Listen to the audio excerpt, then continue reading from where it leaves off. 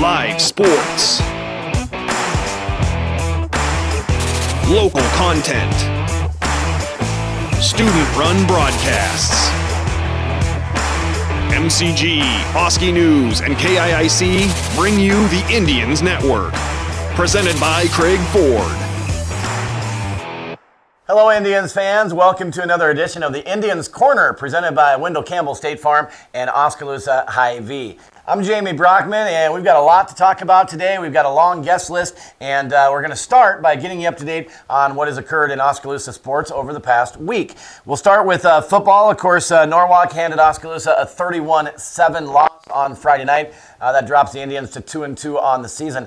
Looking at scores from around our district, and these are all non-district games, as of last week. District play begins this coming Friday, but Pella suffered their second straight loss, and the Little Dutch are now 2-2 as they fell at Carlisle 42-36. Grinnell, who is our opponent this Friday night for homecoming, got a big win over Fairfield, the team Oski beat a week ago, 58-20 the score. Grinnell with the win. Knoxville is 4-0 on the season. They won 31-21 over Sheraton. South Tama was shut out by Nevada, 52-0 the final there. Newton suffered a 41-13 loss to Waterloo East. And again, Oskaloosa falling to Norwalk 31-7.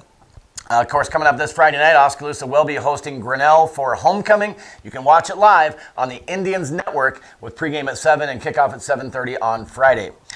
Other sports results, the Oskaloosa Invitational was held for cross country, and the Oski girls finished 6th as a team. The boys were 8th. In volleyball, Oskaloosa swept Newton on Tuesday night 3-0 by scores of 25-17, 25-15, and 25-9.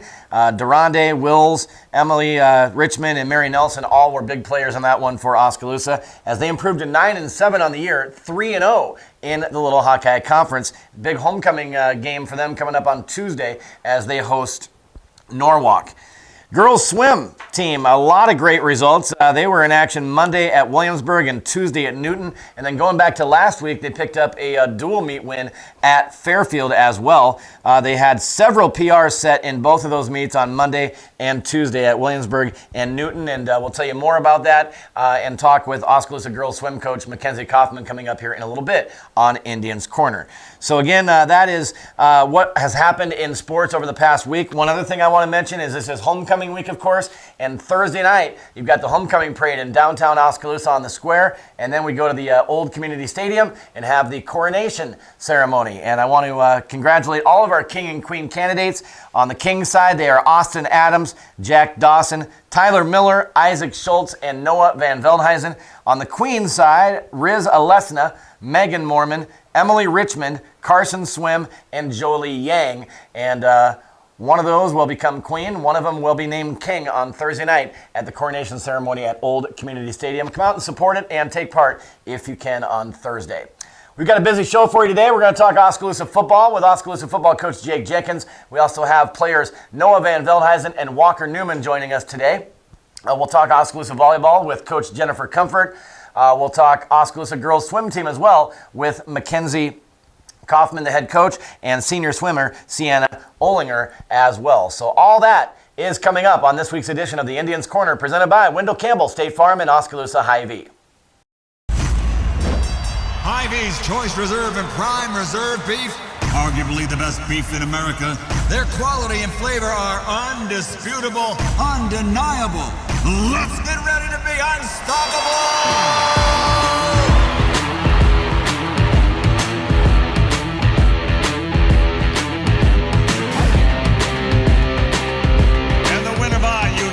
Decision.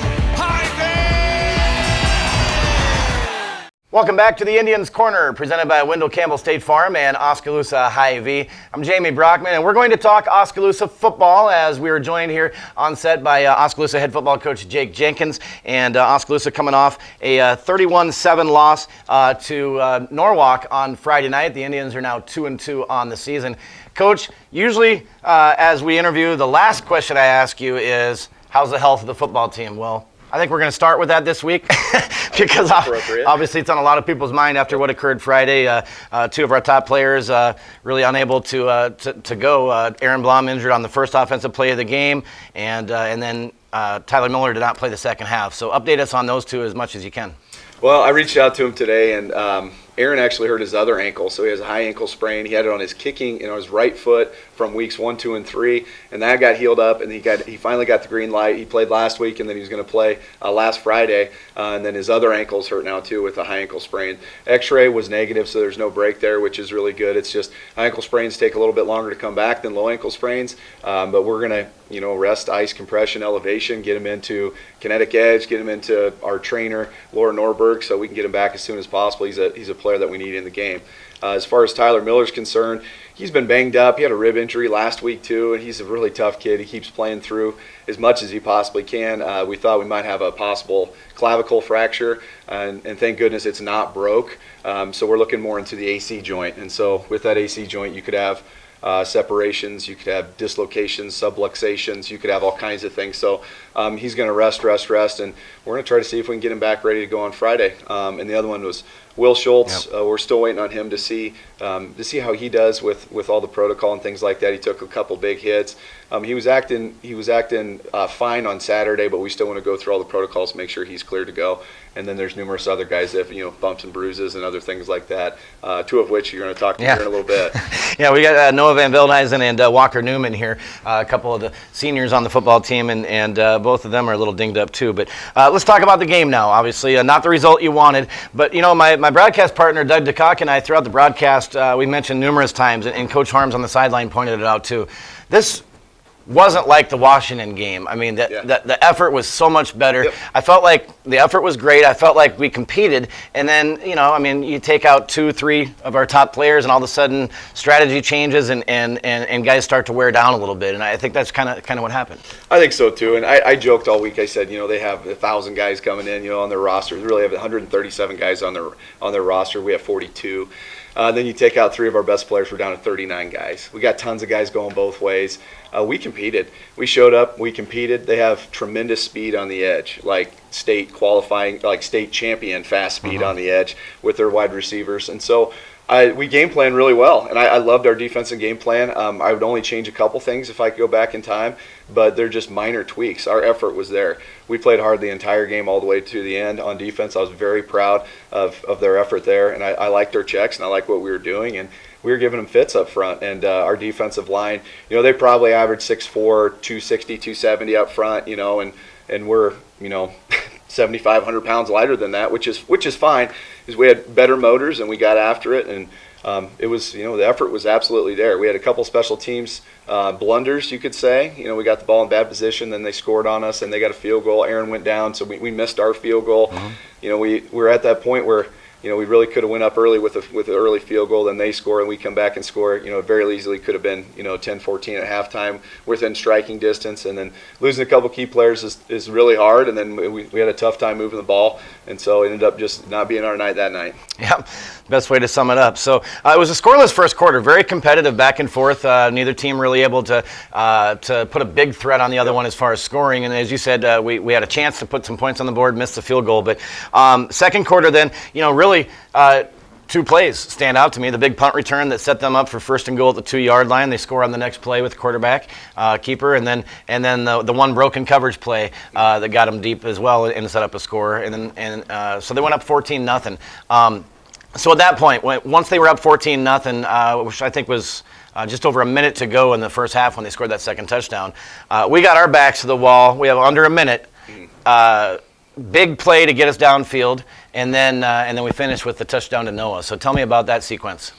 Well, it was kind of fun. Like it was just, we knew we had to score before half, so that was in our mindset the entire time. And I knew we were also going against the wind, and that's really tough too, especially with the kicker. And Jensko's done a great job kicking. His range just isn't that of Blom's, just yet.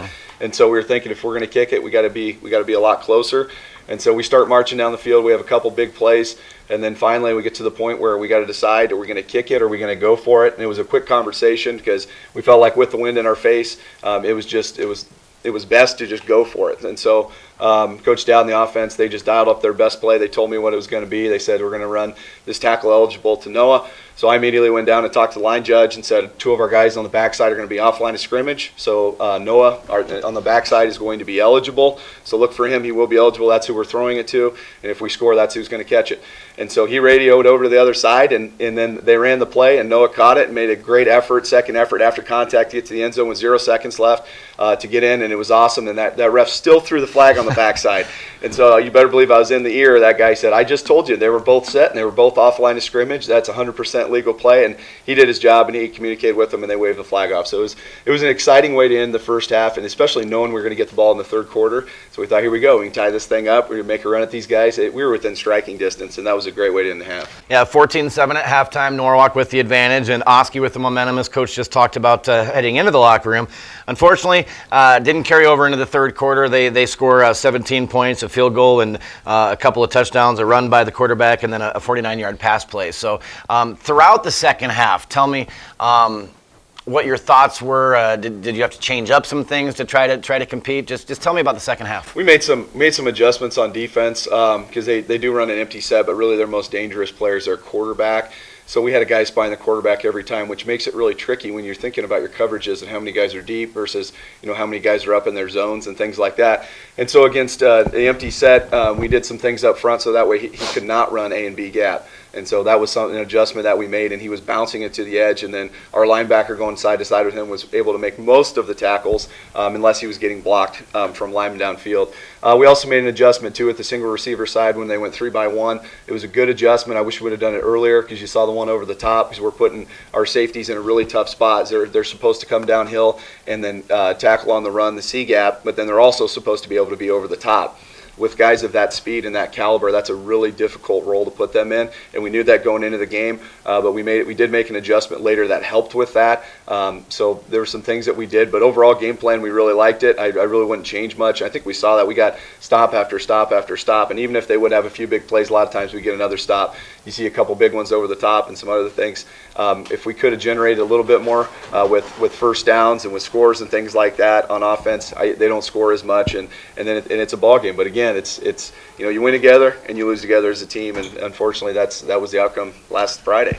So before we move on to talk about the homecoming game this week with Grinnell, what was the atmosphere like in the locker room after the game, and what have you seen from the kids since? It was quiet, which you would expect. We lost as a team we beat last year pretty handily, so we go in there, we were expecting to win the game, we were expecting to play better, so they were calm, cool, collected, and I just went in and said basically my observations. I really liked our effort, especially on the defensive side. I know I focus on that side, and for the first 2 weeks I couldn't say the same thing. I was very disappointed, but the last couple of weeks our effort has changed, our communications got better on defense, and we're finding the right guys for the right fits, and we are playing fundamental, and we are winning the line of scrimmage for the most part. They had trouble running the ball against us, and you look at how big those guys are up front. Theoretically they should be, but then when you take into effect effort and you take into effect the type of plays that we're running to combat what they are doing and the tendencies, I think a lot of times we did outplay them, and I think a lot of times we did outcoach them, but it's 3 phases of the game. Special teams hurt us with not fielding the ball and let it roll down to 1. They scored off of that. We punt right to the guy. Again, our punter was out. We punt right to the fastest guy in the stadium, and he runs, and he should have scored. A couple guys just took a right angle and got there, and they were giving everything they had. So, and then offensively, they definitely were producing more points than we were, unfortunately. So we got to be there in all 3 phases of the game. So again, 31-7 was the final. Norwalk with the win. Oski now 2-2 on the season. So now we get into Coach's favorite week, I'm sure, which is homecoming week. Yeah. And it is an exciting week. There's obviously a lot of things going on around the school, around the town, and a lot of distractions for the kids. So your number one job is keep these guys focused on football and what they need to do on Friday night. Grinnell is the opponent coming in Friday, and I've heard they're a much improved team. So what can you tell us so far about Grinnell? Well, I spent the last 6-7 hours breaking down film with Grinnell, even today, and then yesterday spent a lot of time too. And they are a lot better. They're a spread team. You're going to see 3-by-1. You're going to see 2-by-2. You're going to see empty, and you're also going to see full house when they have 3 back sets. So the tendencies are when they have full house, when they have 3 backs, they're going to run the ball about 90-95% of the time. So we're going to combat that with running some of our things that really stop the run. And then against the pass, a lot of our coverages and a lot of things we have in place from last week are going to carry over to this week. So it's not going to be a lot of new learning. It's going to be those little teeny tiny tweaks that we talked about and some of the adjustments we made at halftime will carry over to this week. And so you're going to see a team that throws the ball. They are, after I broke down, we broke down 255 plays this year so far, and they are exactly 50-50 with run versus pass. So when you see the run, it's going to be a lot of power, a lot of pulling, guards and tackles, or ISOs, or they're trying to do jet sweep, getting the edge, but they really want to run the power. And then out of the pass, they're going to really spread it out. You see jailbreak screens. You see a lot of trick plays. I guess a lot of those plays they want to do, flea flickers, reverse passes, double reverse, all kinds of stuff. I'd say that they took a page out of Coach Dowd's playbook where they like to run a lot of stuff at you. I say junk sometimes, but really it's not. They're just trick plays, and it creates a lot of excitement, I know, for them and for their players. One I just saw was a hook and ladder they threw to their tackle.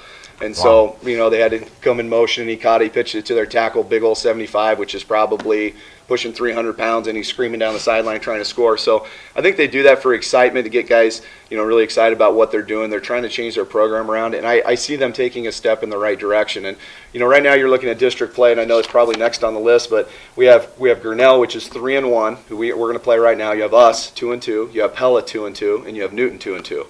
So really out of the district, Grinnell has the best record right now going into district play. And then you have the three bigs with Newton, Pella, and us. So things are going to get really interesting. You bet. It's that time of year. So, Coach, tough loss on Friday, but I know the staff will get the guys back up and ready to go on Friday, and we look for a good game Friday against Grinnell. Thanks for coming in. Yeah, thank you very much. All right, that is Oskaloosa head football coach Jake Jenkins joining us here on Indians Corner, presented by Wendell Campbell State Farm and Oskaloosa Hy-Vee.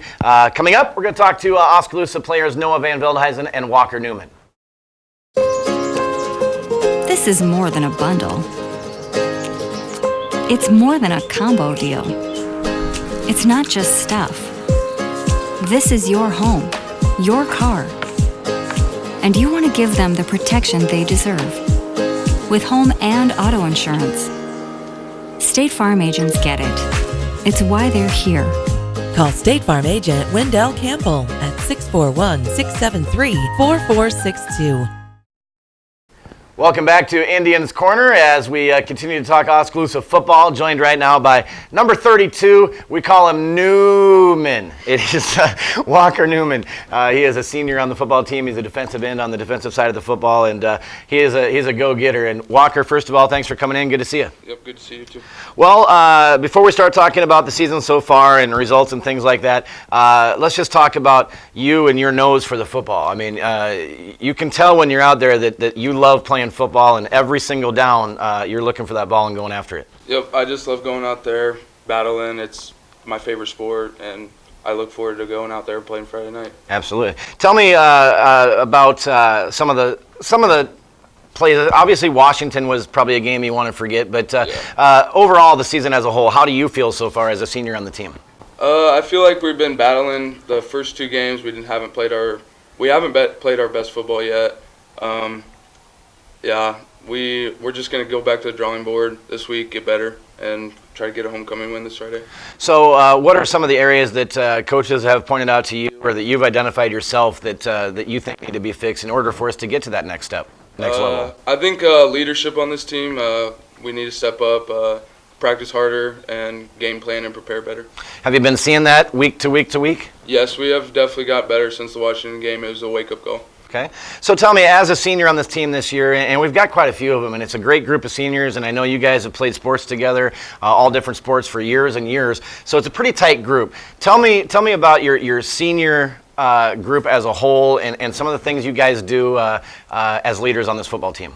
Yeah, we just like to have fun. It's a fun game. Like to get excited, have fun, get chippy a little bit at practice. I think it brings out good competition, and we just like to have a lot of fun. So I know one thing Coach has been focusing on the defensive end is getting you guys to talk more, communicate more, and kind of, taking it out of his mouth and putting it in your guys' hands. So tell me about that and how you guys have adapted to that. Well, the Washington game, we did not communicate very good at all, and that was a big point of fixing. And I think we have done a lot better job, and we're going to continue to fix it and keep talking and keep yelling and screaming, whatever, and we'll get better. Okay. Tell me this past game, Norwalk. Obviously, we were dealt some pretty big blows as the game, right when the game started. Then started the second half, and then about midway through the second half, another blow with Will Schultz. So, tell me how you guys just kept focused and kept your effort and didn't just throw in the towel and say, "Oh gosh, 3 players out. What are we going to do?" Yeah, I think we just battled all night on the defensive side of the ball. We for sure battled a lot. We just missed some opportunities. I think if we could have came out and punched them in the mouth, put a few scores on the board early, we could have maybe shut them down and take control of the game. Okay, so you're 2-2 right now, sitting pretty good. District play starts this week against Grinnell. It's also homecoming. So talk about homecoming week, first of all, and let's put football aside for just a second. What are things, this is your senior year, it's your last year of high school, last homecoming. So what are things that you look forward to this week just as a student at the high school? Well, yeah, it's going to be jam-packed fun. We got the Powder Puff football game that we're going to be coaching the girls on Monday, and then you got the Powder Puff volleyball game. That should be a lot of fun. But it is about football, though, and we're gonna have fun and be safe while we're doing it. So obviously, one thing we always talk, you heard me joke earlier that obviously it's one of Coach Jenkins' favorite weeks. A lot of coaches don't like homecoming week because there's too much going on, too much distraction. So what do you do to keep yourself focused, and then how do you transition that over to the team? Well, yeah, just got to have the mindset of that. The homecoming week is for football, but it is my senior year and want to have fun, but it is all about football. Absolutely. All right. Well, you've mentioned you are a senior, obviously. So what do you want? What is your goal the rest of this season? Do you go week to week with goals? Do you have season goals or a combination of both? Well, week to week goals is to get better as a whole as a team and to obviously win. But season goals is to win our district and go into the playoffs strong and ready to go. Okay. And then once you're done with football, what are your plans the rest of the school year? I'm probably not going to play basketball this year, but just have fun with my senior year and be a student. Okay. And then from there, what are your future plans after high school? My future plans after high school is to continue playing football somewhere in school and to study in criminal justice. All right. Well, sounds good. Walker Newman, thank you much for coming in. Good luck to you the rest of this season. We look forward to watching you. Yep. All right, that is number 32, defensive end Walker Newman, a senior on the Oskaloosa High School football team. We are back on Indians Corner, presented by Wendell Campbell State Farm and Oskaloosa Hy-Vee. Continuing our Oskaloosa football talk, sitting here now is number 87, senior Noah Van Veldhuizen. He is also a defensive end on the defensive side and a tight end receiver on the offensive side. So, Noah, thanks for coming in. Good to see you. Yeah, thank you. So you're one that goes both ways. Tell me about that first. Do you like that scenario, and how do you stay ready, for 4 quarters of going both ways? You got to go hard every day in practice. You can't be taking reps off because you don't have any chance to take reps off in the game. You want to be going full speed every play. It's kind of a fun perspective to get to see both sides of the ball and see, I play offense, so as an offensive player, how are we going to score? And as a defensive player, how are we going to keep them from scoring? And it's kind of nice to be able to see that from offense, you can take what you know from offense and use it against the other offense to just try to get in their head a little bit and see how you can use your own weaknesses against them. Sure. Do you have a favorite over the two? Do you prefer one side over the other? I mean, I like to put up points and try to get ahead of the other team, but I enjoy both sides of the ball. Okay. Before we talk about the season and your touchdown on Friday night, we did notice in the pregame that you were kind of limping around a lot, and a couple times in that pregame we were like, holy cow, Noah can hardly even run a route right now. But then the game starts, and you get a couple big catches right off the bat. You score a touchdown right before halftime. So what is your health? I'm a little beat up, but tape it up, take some ibuprofen, and play the game. I don't know. We need players. We're down on guys right now. We need guys to step up, and if you can't play, we need the next man in to step up and make plays and help us win the ball game. And if you can play, tape it up and go play the game. All right. Well, let's talk about Friday night. You got your first varsity touchdown on Friday night, and it was a beautiful 21-yard score. And then you got to do the old highlight, stretching out over the goal line there to score. So tell me about that and how that felt. We had a pretty good series getting down the field. We knew that we had to rush it every single week. On Thursday, we have what we call NASCAR, where we get a minute and a half or 2 minutes where we need to go all the way down the field and score a touchdown, and that's kind of what it was like. Just try to get yards every play, and we got down to the last 5 or 6 seconds, and the coaches were talking, do we kick a field goal, do we go for the touchdown? And they're like, we have about the same chance either way to score. It's slim, but we got to try. And Coach Dowd said, let's try this play, see if we can catch them on their heels. And, it worked. Just got to try to get in the end zone and score. Absolutely. So I call you a tight end. I know Coach Dowd has different letters for different positions. I pretty much tight end would be what position you play. And tight ends, primarily your job is to block. I mean, I know Coach Dowd does go to you quite frequently with some passes, but your big job is to block. So how much pride do you take in that? Just opening up holes and blocking people out of the way? Sometimes, if you have a good play and you get a good block and you get somebody driven back past the first down marker, and even if you're on the backside, you never know where the quarterback's going to bail out to if the routes aren't open. And there were a couple plays in the game where he bailed out to my side and I had the guy blocked. And it's a better feeling to have someone blocked and watch somebody run right past you for a first down than it is to catch a ball. It's awesome to see guys be successful and know that you play a part in that. Absolutely.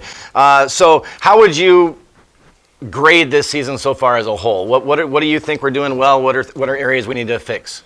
We haven't came out quite as strong as we have in past seasons, but I think that we have been improving really well. And every day in practice, guys have been battling and trying to earn spots, and we've gotten a lot better over the weeks. Every single day is another level, another step up, and the coaches are doing a great job of getting our intensity up during practice, and we're taking pride in that too. And I think we're improving, and towards the end of the season, hopefully we're just as good as we have been and even better, and hopefully we can go out with a playoff game, and hopefully we can win. All right. Well, I talked to Walker about homecoming week. I'll talk to you about it too. So as a senior, what does homecoming mean to you? Homecoming is for the school and for the alumni, and everybody, the whole community takes pride in that, and there's a lot of activities that go on with both the Powder Puff games. There's a volleyball game. I'm sure there's other meets, but at the end of the week, to cap it off, it's the football game. And there's going to be more people at the football game than there will be at anything else. And the community really takes pride in football. We seem like a football community lately, and we need to go out there and we need to get a win, and we need to just play our hearts out. Obviously, you want to win every single game you play, so this might be a silly question, but does the homecoming game mean a little bit more to you because of the things you just mentioned? In the moment, I think it seems like it's a little bit of a bigger deal, but when you look back on the season, you don't think, oh, we beat Grinnell and that was homecoming week. You say we beat Grinnell. So hopefully we can go out and we can be able to say that on Saturday next week. Well said. All right, well, you are a multi-sport athlete, obviously. Yep. Football, basketball, baseball, golf. Did I leave any out? I think I got them all. Yeah. So you're a busy guy. Do you have a favorite of the four? Baseball is my favorite. Okay. Yep. And I know you're working hard on that, and I think we're going to see a lot of strikeouts coming up this summer from Noah on the hill. But just a tremendous four-sport athlete at Oskaloosa High School. It's your senior year, and we love watching you and look forward to it. Going to go after another championship in basketball, I'm sure, right? Hopefully, yep. Yep. And then just followed up from there. So. Senior leader, talk about that. Talk about being a senior leader on the team this year. The stuff you're saying to me now, is this the type of stuff that you talk about with your team and try to get them all on that same thinking as well? I think everybody we've seen the leaders step up this year where they might even be underclassmen just leading their own class.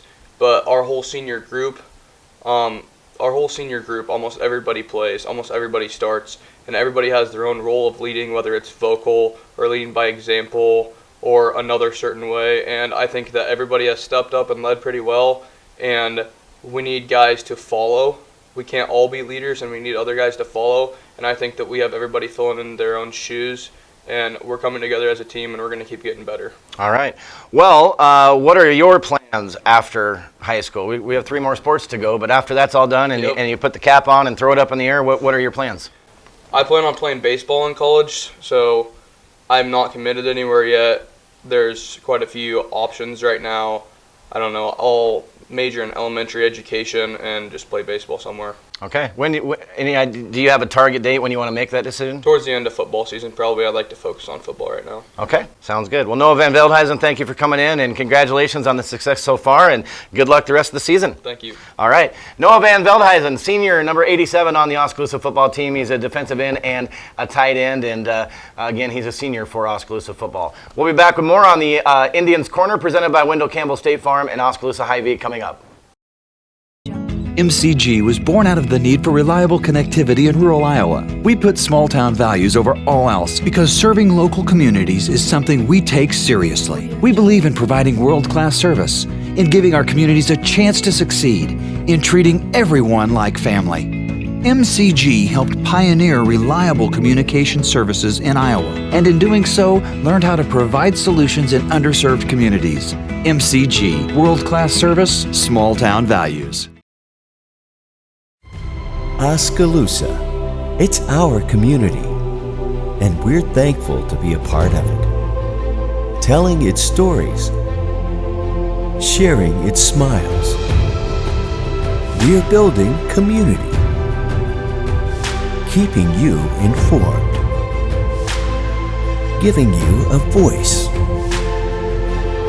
letting you know you're never alone during the victories and the losses, happiness and pain. For tomorrow's a new day, and we'll be there, working for you, ready to tell your story. That's our commitment. It's what we do, now and in the future, because we're always on. We're Oskaloosa News. Welcome back to the Indians Corner, presented by Wendell Campbell State Farm and Oskaloosa Hy-Vee. I'm Jamie Brockman. We're going to focus on Oskaloosa girls swimming for the next several minutes, and we have Oskaloosa girls coach Makenzie Kauffman here, as well as senior swimmer Sienna Olinger. And first of all, we're going to go back a couple of weeks. We did not have a show last week, so we want to catch up on what's happened since we spoke last. And there's been a lot of good results for the Oskaloosa girls swim team, including a dual win at Fairfield. And I know when we talked last, Makenzie, you were excited to go there. You felt good, and the girls came up with a nice win. Yes, they did. Like I said, nothing and no one was going to break their focus that meet.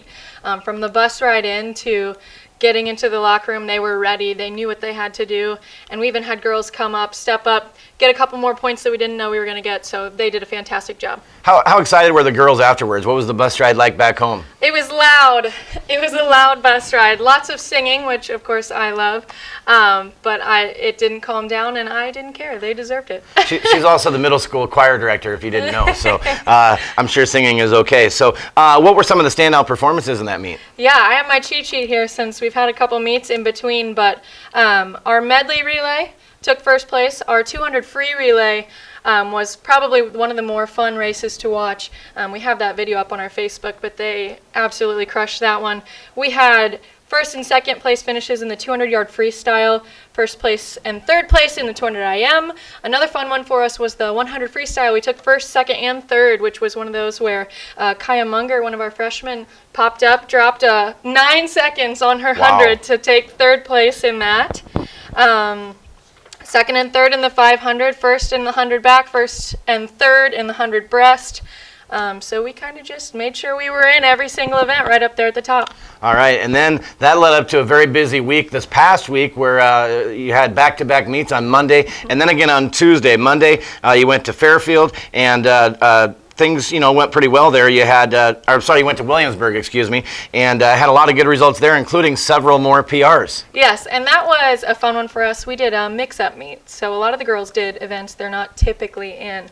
So we had girls flip-flopping strokes, doing different relays, and so to have them drop time from the beginning of the season or last season in that mix-up was awesome for me to see, and I think it was just kind of fun to do as well. Yeah, and challenge the girls too, put them in some different events they don't normally compete in. Absolutely. And push them. And, I guess we're seeing these results where girls are dropping 7, 9, 10 seconds off their previous times. What do you attribute that to? They have been very focused in practices. And like I think I've said before, we do a good mix of distance and sprint practices, and that helps both sides. Additionally, they're putting in some great work in the weight room, so just building more muscle, and that is absolutely helping to drop those times down. All right. So then after Williamsburg Monday, you went to Newton on Tuesday, and again, more PRs and more time slashes. Yes, which is amazing. Everyone was either at their PR or right under it, and it was a meter pool. Okay, so that's a little longer, so it's a converted time, but those still get entered into quick stats. And coming off of a meet night where they're still doing 2, 3, 4 events, to do that again is really, really impressive. And I emphasized that I was very proud of the girls with that double meet performance. Yeah, it's not very often you have back-to-back days with swim meets like that, and that's not easy. It certainly takes a lot out of you. So great performances, great results over the past week and a half, and now you get a really nice break after those back-to-back meets Monday and Tuesday, and you don't go again until first week of October, right? Correct. We're at Perry October 1st. Okay, and between now and then, what do you work on? And then when you hit the pool for competition October 1st, what are you looking for? Sure. So having a stretch of a full week without a meet, I told the girls it's homecoming week. We'll have some fun, but we're also going to really hit it.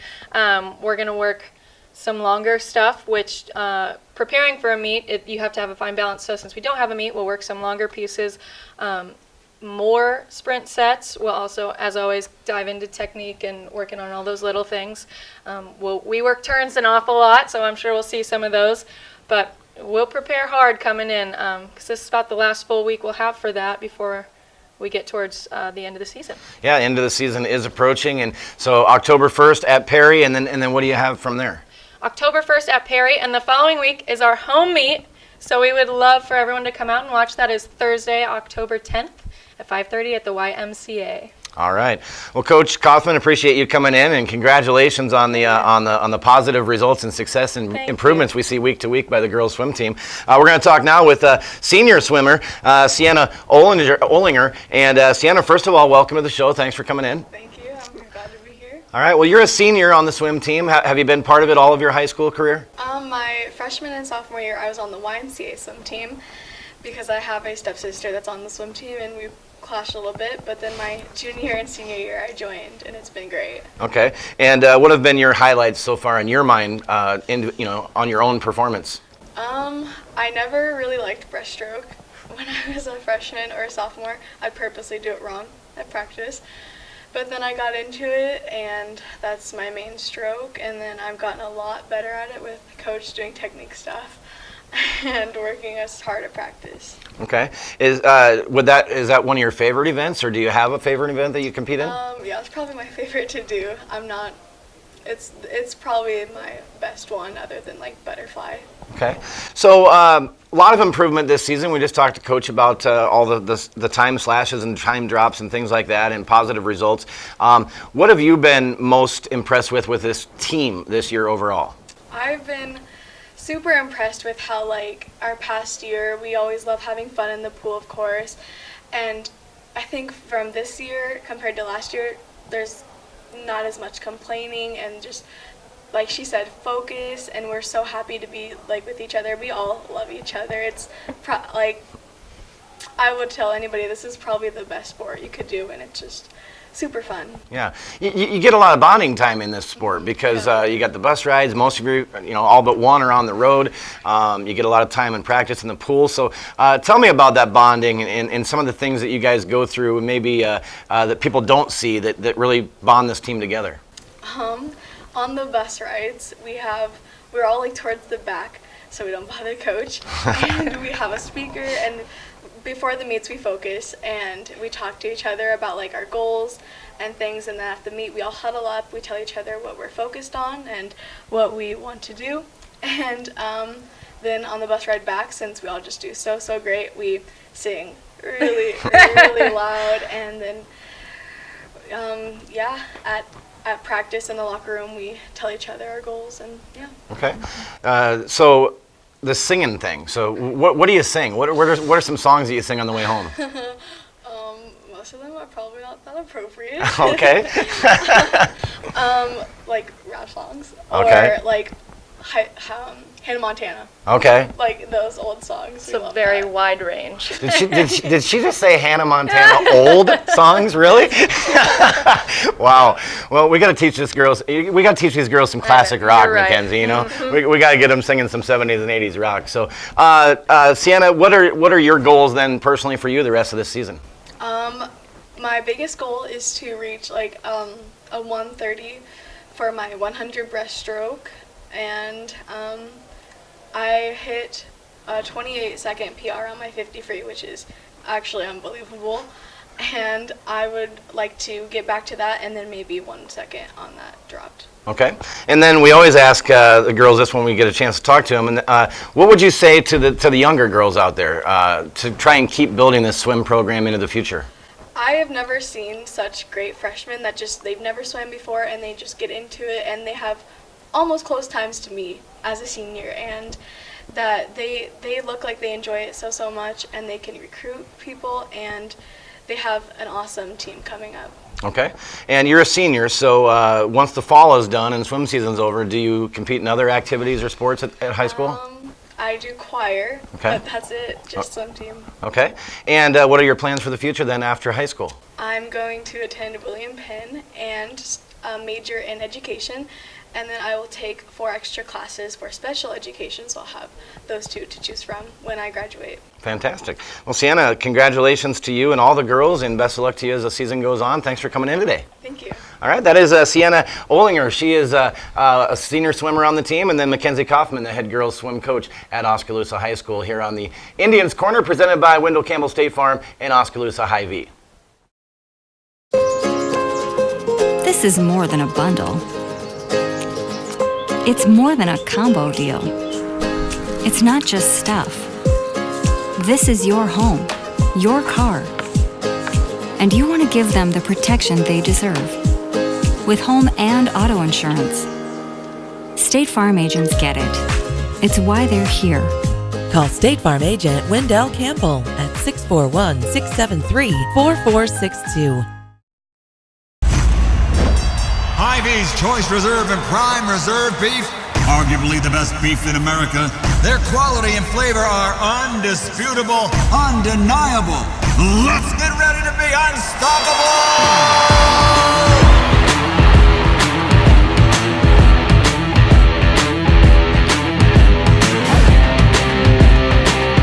And the winner by unanimous decision, Welcome back to the Indians Corner, presented by Wendell Campbell State Farm and Oskaloosa Hy-Vee. Jamie Brockman visiting now with Oskaloosa head volleyball coach Jennifer Comfort, and it's been another good, solid week for Oskaloosa volleyball. Of course, had a big win a couple of weeks ago over 5th-ranked DCG, then competed well at a tough Southeast Polk tournament. And, Coach, let's start there because that was a huge week. The win over DCG was huge, and we didn't get a chance to talk to you last week. So tell me, let's go back that far and talk about that. It was just a great team win. We talk about the girls being responsible for their job and their job only, taking care of themselves and taking care of what they are to do on the court. And every girl did that. And yes, the girls on the court did the job, but also the girls that were off the court, that were on the bench. They got us ready for that match, and then they also fed great energy there. So I was just really proud of how each girl stepped up. We played great the first 2 sets. We did not play well at all the 3rd set. We forgot to play volleyball.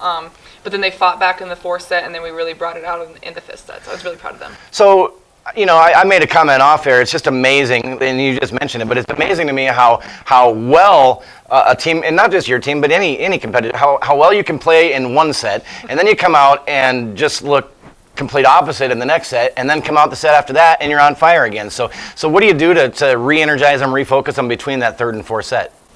We just remind them of their basics. You know, we talk about attitude, communication, effort, and service, being aces at all times. And so those are the things that we can control, and those are the things that we need to focus on. If we take care of those, everything else takes care of itself. So we just remind them to take care of their responsibilities, to take care of those things, and just really to help each other out. And so luckily we do play 3 out of 5, so we do have another shot if we do drop a set.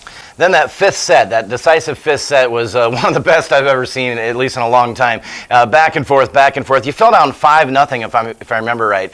And when you're only playing to 15, you're in danger there. But the girls didn't panic. They fought back, got in it. And I think we ended up with 6 match set points back and forth before you finally closed the door and got that 18-16 win. Probably. I just kind of coached. I kind of blacked out during the whole thing. But we break the 5th set often down into 3 sets of 5. And so you try and win those mini games to 5. And often in practices, we're playing mini games to 5. So working on those situations that you may lose a couple points, but you want to win, and get to 5 first. And so, we break it down for the girls, and yep, we got down, and so we just had to bring it back and just refocus, because DCG wasn't necessarily scoring, we were giving them points. And in a rally situation, rally scoring, that's what kills you, when you hurt yourself versus the other team scoring their own points. So then from there, you went to a very tough Southeast Polk tournament on Saturday last week, and you faced, some potential state champions in 5A, 4A. I mean, this was the real deal tournament, and your girls went there and competed pretty well. They did. We played Waukee, who ended up second in the tournament to Valley. We played Centennial, who lost in the semis to Waukee, and then we also played Roosevelt. We beat them in pool play, but then we lost to them when it came to our semifinals. So the girls played really, really well. They played at the level of our competition, and I've talked about that the past week or so. When we play great teams, we play great, and when we don't play as good of teams, we kind of drop a little bit and play at their level, but we find ways to win still. Well, from there then, you got to come back home on this past Tuesday and host Newton and try to stay perfect in Little Hawkeye Conference play, which you did with a 3-0 sweep. I think you'll probably agree with me. It wasn't as energized and enthusiastic and fiery, if you will, as what we saw against DCG. The girls looked a little bit tired maybe after a tough weekend, but they got it done and they won 3-0. They did. We took care of it, and we went into the locker room, we talked about it, and we said we've got to take care of teams that we need to take care of. We did it. We got our sweep. We're done, but we need to be ready to get after it from point 1. We were a little slow to start with. I reminded them of what they need to be doing ahead of the game.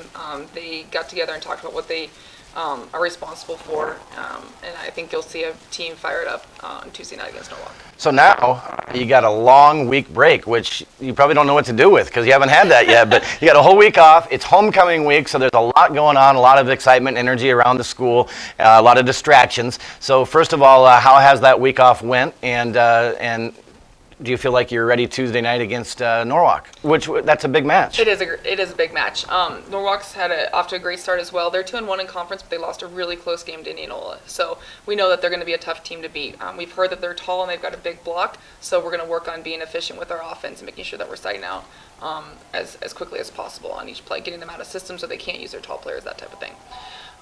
With our week, about Wednesday or so, Thursday I think, we called the girl, we had a practice and we sat down after practice and we re-looked at our goals and our the ways that we are going to accomplish those goals and really did an evaluation, a heart-to-heart with the girls. And the girls were very honest and they said, yes, we're doing this pretty well. No, we're not doing that as well as we need to. We need to do this to do that better. And so it was a really good, honest discussion with them, and they were, I believe they were right on point. So it was a good discussion, and I think it was a good refocus time for them as well. They talked about how they understand that Norwalk is an important game and that they're going to be ready to go on Tuesday night. So you're undefeated 3-0 in the Little Hawkeye Conference. Let's break down the conference a little bit. How do you feel about things that have happened and the way the conference is sitting right now? I'm happy to be 3-0. I thought we had great potential too. I knew the one tough match out of those 3 was going to be the DCG game. I knew they were down from last year, and we had a great shot since we were up. I believe Pell and Pella Christian are winnable games coming up, but I believe they're going to be just as tough. They're going to be on the road. We've got to be ready to play, and they always bring it every single competition. And then we also have Indianola and Norwalk left. I believe they're very comparable. They went 5 in their match. So I think Tuesday night will be a good glimpse. We saw Indianola play at the Southeast Polk tournament. The girls got to watch them a little bit, and they said, Coach, we can beat them, but we got to play really, really well. And I believe that. So I believe if we play our best, I do believe we have a shot to win out. I think all games will be, if they're 3-0, they're going to be tight games. I'm anticipating them to go 4, go 5, that type of thing. At this point in the season, would you rather maybe have a little bit of that 4 and 5 set where you get pushed rather than just sweeping and getting? I mean, obviously it's nice to take care of business, get done, and go home. But don't get me wrong. But is it good to push the girls a little bit later in the season so that they are ready for this tough competition they're going to face in the postseason? I think so, because these are teams that we could see in the postseason. Like a Norwalk or a DCG. Those are teams that we could get matched up with, being later in the road in postseason. So, yeah, I think just getting them down, if we get down a set, finding that will within us to come back and fight and take care of it versus just rolling over and, giving up. The girls have not done that yet this year, and I'm really proud of them for that. Absolutely. So obviously, is there any areas of the game that you are specifically focused on right now that we really need to improve here? We're doing well here, but we really got to get better here. I mean, what types of things have you diagnosed that still need focus? I think our serve receive and our FBSO, which are first ball side out. So just making sure that we're always in system as often as we possibly can be, and then we're taking care of that ball once we are in system. We get a great pass, we have to have a perfect set, and we've got to have a kill. We've got to have termination mindset, and we've got to take care of it from there. Getting rallies over as quickly as possible, being smart with that ball, and then just overall communication can always be a little bit better. All right. Well, it's an exciting week, obviously, this week, homecoming week at the school, and you've been through that 100 times already. So as a student and as a coach, and I know, a lot of football coaches don't like homecoming week because they don't get to play till Friday night, and they got to try to make it through the week. You get to play Tuesday, and then you're done. The girls get to go enjoy it. You've got several girls on the homecoming court. So just tell me about this week and the excitement around Oskaloosa High School right now. I'm just really glad that we get a home game on homecoming. That's always nice that the girls can have their moment for homecoming. Monday night always concerns me with Powder Puff. I don't sleep until the girls let me know that they're all okay. So that's always a worry. But to let them experience something different, and then to come out and play their game on Tuesday is a big thing. And then we get to march in the parade on Thursday. And yes, we have 4 girls represented on the court, which is great. Super excited for all of them. If there could be a tie, I wish there could be, they all win type thing. But I'm just really looking forward to seeing the pride that the girls have for the school and for their team as well. Absolutely. Well, Coach, congratulations. A lot of fun to watch these girls so far this year, and I know the anticipation, the excitement is building week by week about this team and program. So congratulations to you, your staff, and all the girls, and good luck to you this next week. Thank you. That is Oskaloosa head volleyball coach Jennifer Comfort joining us here on the Indians Corner, presented by Wendell Campbell State Farm and Oskaloosa Hy-Vee. This is more than a bundle. It's more than a combo deal. It's not just stuff. This is your home, your car. And you want to give them the protection they deserve. With home and auto insurance. State Farm agents get it. It's why they're here. Call State Farm agent Wendell Campbell at 641-673-4462. Welcome back to Indians Corner, presented by Wendell Campbell State Farm and Oskaloosa Hy-Vee. I'm Jamie Brockman. We're going to talk. We're going to go off sports a little bit now, and we're going to talk about a big program at Oskaloosa High School called OVP. And if you watch our broadcast of Oski football and volleyball this fall, you hear the letters OVP a lot. Stands for Oskaloosa Video Production, and we have the director, head teacher of the OVP program, Kim Guile, with us. Kim, good to see you. Good to be here, thanks. All right, well, let's talk about OVP. First of all, when did OVP get started? I think OVP started about 12 years ago. We were still at Community Stadium, and MCG decided that they were going to film games for people that couldn't quite make it out, and they realized that they needed a lot more help, manpower, to get that done. So they approached me at the time, and I said, I don't know anything about that. And they said, don't worry, we'll train you. So yeah, I got to learn right along with the kids those first few years, and it's grown exponentially since then, and it's just been a great program for kids. Absolutely, and we are beyond honored to be a part of it and give these kids some of these opportunities to film and be on the air and so what have you, whatever they choose to do. But let's talk about how far the program has come. So when you first started, it was probably, you probably had just a few little pieces of equipment, and since then you filled up a room. So tell me how far it's come and some of the advancements you've made. Well, when we first started, I think I had 15 kids that first year, and we just had, a couple cameras, probably any ones that you could go buy at a store, and we just kind of pretended we knew what we were doing and tried to get things done. We used to set up at events, and we had all these alligator cases we had to take, and I was so green, I had to put masking tape on the end of each one so I'd know which plugged into what if nobody could be there to help me. But now, it's all set up in the production room, like you said, and we show up and we know how to turn things on. We do have a document that we follow to make sure everything is turned on, but we have really nice advanced HD cameras, and we have an instant replay machine, as you know, at football, and the kids just love being involved. They can't wait to get their shirts this year. We've got those on order, and they can't wait to be wearing those. They wear them at school even when it's not an event day. They just I'm part of OVP. I get to wear this shirt. I know how to do this stuff. Yep. So it's really cool to see those kids just excel at something like this. So I know over the last several years, a lot of schools now are starting programs similar to this around the state of Iowa and doing video things for this and that. How nice is it, though, to team up with MCG and have actual live TV? It's not just something, I mean, yes, you can stream it and view it on a computer, but it's also actual live TV. So how nice is that? It's a great thing. It's a great thing because it puts a little bit more pressure on us and the kids. And I tell them, I said, we're live TV. If you screw up, everybody's going to know. But then I also tell them, I said, if you watch an NFL game or an NBA game, you're going to see the screen go blue, or you're going to see them on a camera that's moving around and making you seasick. It's going to happen. You just learn from it, and you're just paying more attention. But it does put a little bit more pressure on them, and they get a little bit more proud that that's something that they can handle. Sure. And, of course, what stands out, obviously, is the sporting events that are live on TV all school year long. But it's not just sports that you do with OVP. You do a ton of things around the school, behind the scenes, projects, things like that. So tell me about some of the other things that you guys do. We have been responsible for little 30-second clips. We've put commercials on that have been running on MCG, probably since last summer about, the new facility, the baseball, softball field, the new gym, the air conditioning in the gym, and the new 21st century room. So we just try to do little snippets of what's happening that are, great things happening at Oskaloosa. We've done projects for Ms. Van Mersbergen's peer helping class. We usually film that mock car accident that they have each year. We do the prom thing, the red carpet kind of thing. We film that. There's just so many things people ask us to do. Right now I think there's some community members wanting us to do some commercials for them, so we're going to try to get some of my kids in the advanced classes to get going on that here soon. And that's just fantastic experience for these kids. And not only that, but it's certainly something they can take to the next level, and we've seen that done. I mean, if you look at the history of the 12 years of OVP, there's been some kids that have went pretty big time. There is. I have, Jake Kilgus was probably my very first. He was a little freshman in that first class of 15, and now I have, usually 60 to 75 kids every year in OVP. But he is one. I remember the phone call. They said, we've got a phone call for you, and I answered, and he said, KG, I just have to tell you, you have a kid at the Super Bowl, and I get to film. And I was like, what? So that's really cool to see him, and he's still, filming big events, the car auctions and just things like that. And Drew Ruggles is another.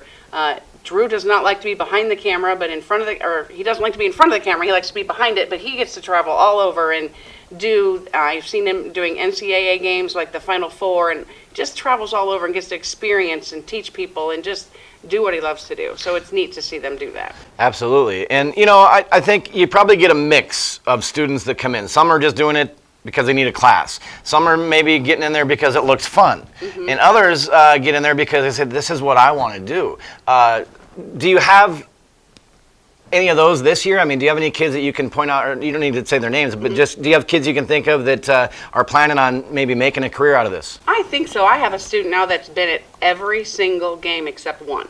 So he just shows up at every one, wants to do what he can. He loves showing the other kids what to do, as a mentor, and, helps me because I can't be at the cameras and in the room at the same time.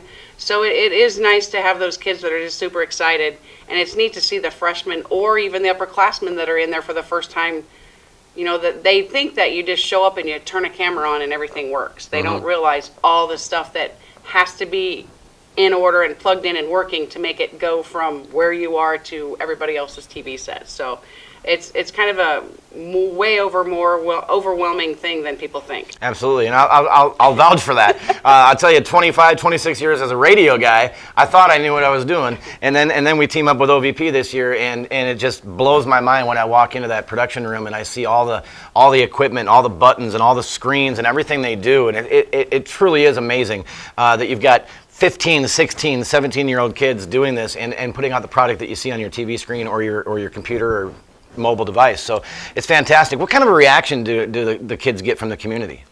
I think they get, they say, oh, you're part of OVP. I thanks for doing that. I love watching it if I can't make it to the game. Or a lot of times they'll say, my mom and dad or my grandma and grandpa were out of town, and they could still watch it on their phone. They just are so appreciative of being able to DVR those, because a lot of people come to the game and DVR them, go home and watch them later, which is great. But it's just kind of a nice service that we provide if grandma and grandpa can't make it to the game because they live 3 hours away, and especially during the wintertime, you don't want to travel sometimes, but it's just neat to be able to provide that. And the kids just love getting those compliments. That's why they like the shirt, so everybody knows. Absolutely. So where do you want to see this program grow? What are some of your long-term goals for OVP? I just kind of want to see the kids be able to take on more and more and keep our equipment up to date, so when they go to college, they're already ahead of the game. A lot of my kids have gone on to Penn, and the Penn people are like, oh my gosh, you're this, you're comfortable with it already. And I was making a joke earlier of the boys you interviewed. They're a lot more comfortable in front of the camera because they've been interviewed at school so many times by the kids. Yep. So, that nervousness gets out of them when they know they can do it. So it's kind of a neat thing to see. But I just want to see them be able to just do more and more in the community and just keep putting out quality stuff. Absolutely. Well, they're doing that now, no doubt about it, and it has come leaps and bounds since you started 12 years ago. I congratulate you, the school, everybody that's involved in this. I think it's fantastic. I would have loved to have had an opportunity like that when I was in high school, and it didn't even exist then. But I have heard that, I don't know how many times, from people that just want to, or a lot of the parents of the kids that are working will want to come in and see just what it is they're doing. And they'll say, oh my gosh, I wish this would have been around when I was in school. I would have totally done this. Yeah. Because it's a different kind of thing. We're up and moving in the classroom all the time, hands-on, gets them up and moving, and just, it's a great thing. Absolutely. Well, Kim, congratulations on the success of OVP. We're proud to be partnered up with you guys this year, and I look forward to the rest of the school year. Yes, us too. Thanks. We appreciate it. All right, that is Kim Giles. She is the teacher of OVP, Oskaloosa Video Productions, and talking about the very successful OVP program at Oskaloosa High School. Hy-Vee's Choice Reserve and Prime Reserve Beef, arguably the best beef in America. Their quality and flavor are undisputable, undeniable. Let's get ready to be unstoppable!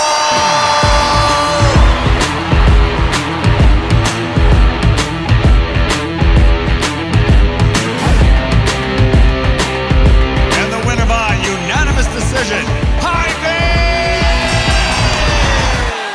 Welcome back to Indians Corner, presented by Wendell Campbell State Farm and Oskaloosa Hy-Vee. We're going to talk Oskaloosa cross country now, and we're joined by Oskaloosa girls and boys cross country coach Mike Comfort. Good to see you, Coach. Yeah, good to see you again. You bet. Well, we've been blessed with some good weather here so far this fall, and you've been able to take full advantage of that. You guys are out running and enjoying it every day. Yeah, absolutely. It's been a little hot the last week or so, but hopefully that's going to subside this next week. Yeah. Eventually fall is going to be here. Yeah, exactly. Well, you guys had a big meet earlier this past week, the Oski Invitational out at Edmondson. I know that's one that you look forward to a lot because it's a good meet, a lot of teams, and everybody gets a chance to see the Oskaloosa kids run. Yeah, it's growing to a really competitive meet. A lot of strong teams there. And I think it's one of the toughest courses in the state. Very hilly. It's what cross country should be. A lot of courses are becoming flat because people are more concerned about times. But cross country is about running a tough course like that. We're excited to go out in the community and show what we're made of, because sometimes that's the only meet people get to see us. So you mentioned flat courses, people more concerned about time. How do your runners look at that? Do they tackle a tough course like this and kind of take it as a challenge, or would they rather run the flat courses? Yeah, so they train on that course 2 or 3 times a week. So they learn pretty early on in their careers that we're about toughness and competing hard. So they're ready for a challenge like that. I think they get bored with those flat courses. All right.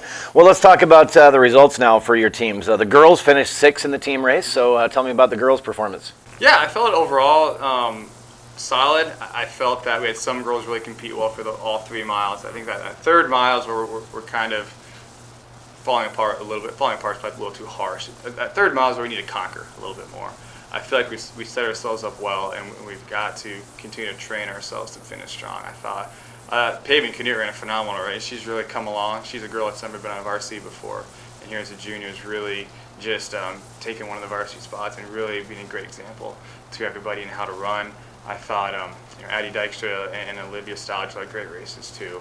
But I think we had some really great individual efforts. We're trying to get everybody on the same page. So on the girls' side, it's kind of still the three-headed monster, if you will, as far as the leaders. But on down the line, as you look at your entire girls' team, whether they're varsity, JV, whatever they are, how do you feel? I feel good. I feel like we're really getting a lot better. And those girls in the back in varsity and JV girls are really improving. And that's important because that pushes and challenges the girls up front. It's easy to look at those top 2 or 3 runners and think about how great they're doing, but they don't get where they're at without the help from their teammates. And so I think we're really rounding into a nice team. We haven't shown yet what we're fully capable of, which is okay. But if we can put things together next month, I think we'll be a pretty dangerous team at the end of the year. All right. Let's talk about the boys now. They were 8th in the team race. Talk about the boys' performance. Yeah, really, 8th was not really happy with that. I felt we had probably 5 runners that ran really, really well on our varsity, and 2 that did not. And because we didn't have a complete team effort, that's what cost us. Patrick Durande just ran an extremely gutsy race, finished in the top 10. I think he was 7th. 7th, yeah. He's really having a nice sophomore season, but his other sophomore classmates, William Leonard, Philip Abramson, Aiden Scott, had a great race as well. Those guys are really starting to develop and lead the way for our team.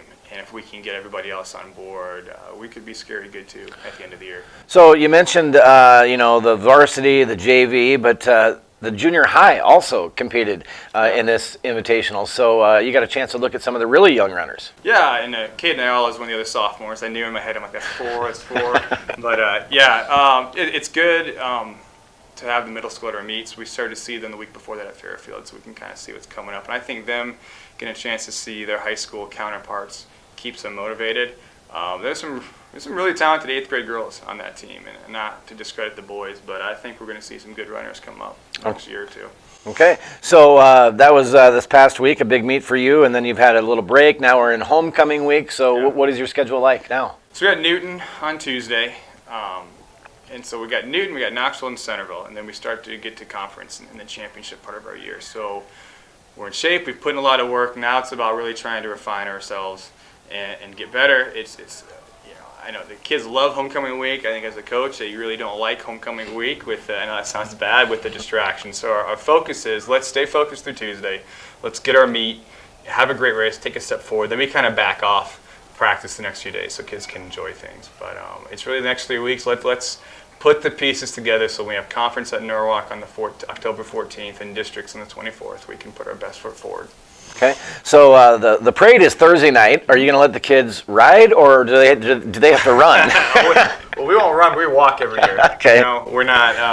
That's what we do. I think it could be almost sacrilegious to have a cross country team ride in a parade, so they can walk for a little bit. All right.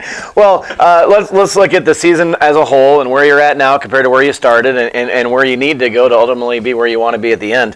What have you been most impressed with since the first practice to now? Our culture is phenomenal. We have a great work ethic, very positive attitudes. I felt that was something we lacked last year. I felt like we really underachieved last year overall as a team, so our focus is culture. And our work ethic's getting better. We have kids just knocking it out, getting really, really strong, really better each week, and it's because of that. And that's been our focus from day one. There are some runners that are running at levels now that I didn't think I would see them run at. And that's no offense to them, but sometimes you just never know. That's what I've been impressed with. Our focus is very strong too. Like I said, it was really hot the last 2 weeks, and you can either kind of complain about that or run in that, and they really attack that well. So just the makeup of this team is what impresses me, and usually when that happens, you finish well. So this is your 7th year as coach of the cross country program, so I'm sure you have kind of a routine in mind of how you do things beginning of the season, mid-season, and then at the end of the season. So what is your regimen, if you will, the rest of this season to be able to have a good showing at districts? It's a constant balance of getting good practices in each day and balancing that with rest. That's the most important thing, and that's what I worry about during homecoming week. We preach to the kids all the time. You can work hard in practice, that's important, but it's what you do in the other 22 hours. You got to sleep, you got to rest, you got to recover. That's what I'm just talking about every day. Otherwise, it's just what you got to be better today than yesterday and better tomorrow than today. If we can do that, if we can get to conference, if we can continue to do the next 3 weeks we did in the previous 5, and we're rested up, we'll have a great conference meet, great districts meet. If we can't take care of ourselves, if our kids aren't responsible and don't sleep and don't hydrate and don't eat well or don't work hard, then we won't be. I have confidence this team can do that, but it's all up to them. Yeah, absolutely. You've got a fairly young team. That's good and bad, obviously. I guess, for lack of a better word, bad is the fact that they're young and they don't have a ton of experience. The good is they're gaining a ton of experience this year, next year, the year after that, and you're really going to build this program the way it looks the next 2, 3, 4 years. That's the hope. And I've had teams before where I've returned to entire varsity and we haven't done as well because they haven't done what they needed to do. But I like this team, both teams, I really do. And you're right, it's a young team. I think they're showing the characteristics of what it takes to be successful. I think we can be good at the end of the season. I think we can be really, really, really good in 2 years. But that's up to them, and it's also up to the rest of the coaches in our athletic department to share, which is something that I think has hurt some of our programs in the last couple of years. As long as we make sure we don't force these kids to specialize and we allow these kids to be who they want to be and pursue their passion, I think we'll be good. But we'll see. You know, that's an interesting point you bring up. You know, you kind of have a mix of both. You've got maybe a star baseball player that says, I'm only going to play baseball and I'm going to do it year round and I'm not going to do anything else. And you've got soccer players and football players and basketball players that all do that. How important is it to get out and play other sports? And how much does that help you then in your main sport? If you go look at all the research out there, you talk to all the professional athletes, they will tell you doing more than one sport is way more beneficial than doing just one. I think, physically you're stressing a lot of different systems, not just your sport-specific one, but even doing a sport where maybe you're not the best at, that challenges you mentally. And, you know, I know in the NFL draft a couple years ago, they listed like 20-some of the 31 first-round picks were state track medalists. You look at the Iowa Hawkeyes offensive line right now. I just read an article the other day that said they had like 62 letters in 4 sports. All 5 of them wrestled. All 5 of them played baseball. And the problem I see right now in the last couple of years, specifically in this community, I see people forcing kids to do 1 or 2 sports. Kids come up as freshmen, and they're like, nope, I'm doing this. I'm not even going to try this sport, whether it's cross country, volleyball, basketball, whatever. And I don't know if that's coming from them, coming from parents, coaches, but that's something that I think if we want to be a great community and be good at every sport, we need to share better. And so we have some coaches that do, and I think some that don't. So, and some parents that are great at supporting multi-sport athletes and some that don't. And so once we get there, we'll be seeing a lot of sports make state, not just 1 or 2. All right, sounds good. Well, Coach, congratulations on another good performance at the Oski Invitational. Best of luck to you here the next week or so, and districts and postseason is not far away. Yeah, thanks for having me, and it's going fast. It's been exciting. I can't wait to see how we finish. All right, that is Mike Comfort. He is the head girls and boys cross-country coach at Oskaloosa High School, joining us on the Indians Corner, presented by Wendell Campbell, State Farm, and Oskaloosa Hy-Vee. Hy-Vee's Choice Reserve and Prime Reserve Beef, arguably the best beef in America. Their quality and flavor are undisputable, undeniable. Let's get ready to be unstoppable!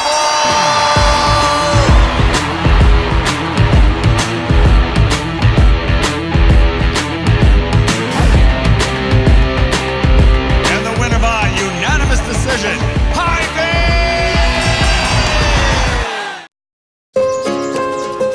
This is more than a bundle. It's more than a combo deal. It's not just stuff. This is your home, your car. And you want to give them the protection they deserve. With home and auto insurance. State Farm agents get it. It's why they're here. Call State Farm agent Wendell Campbell at 641-673-4462. Well, thank you for watching this week's edition of Indians Corner, presented by Wendell Campbell State Farm and Oskaloosa Hy-Vee. Hope you enjoyed our Oskaloosa sports chats. I want to thank Kim Guile with Oskaloosa OVP, Oskaloosa Video Productions, for coming and joining us today, talking about the hard work the students do there. Also, Oskaloosa football coach Jake Jenkins and players Noah Van Veldhuizen, along with Walker Newman.